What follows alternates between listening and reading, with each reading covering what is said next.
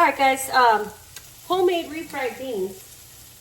Continuing on my Mexican kick, making some pork with, we'll talk about that another day, but anyway, with this red sauce, that's amazing.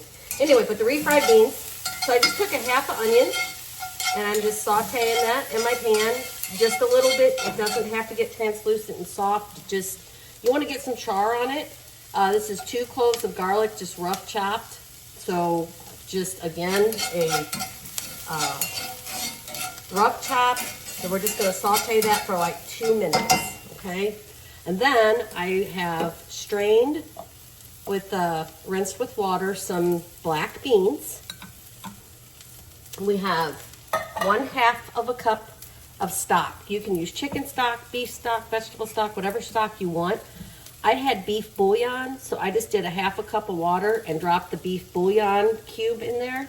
And when you do use a beef bouillon to make just a little bit of broth like this, do not use salt in your recipe, because there's so much salt in the bouillon cubes, you'll over salt it. So always taste for salt at the end, but you do not need to add more salt when you're using a bouillon cube. And the last thing we have, which is optional, are adobe chili. They just come in a can at the grocery store, and I already threw the can out, but they're just in the Mexican aisle. You can make this without these.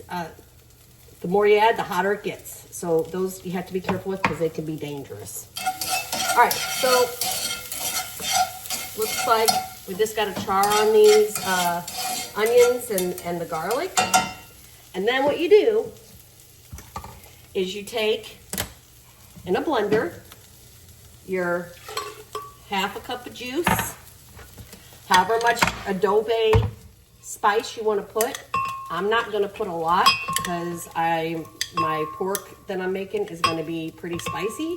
So I'm just going to put in a little of just the sauce. I'm not even going to put in a whole chili because I just don't think I need it that spicy. All right, we'll put one in, just one.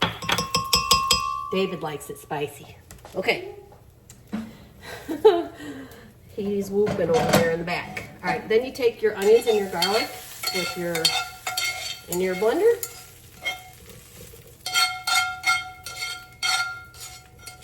I love my cast iron skillet. That's beautiful in here. You're gonna blend this until it's smooth, and then add your beans. And then you can do your beans if you want to blend them up a little bit to make it of a more smooth, like you would see at a Mexican restaurant kind of bean, or you can leave it chunkier, or however you like it.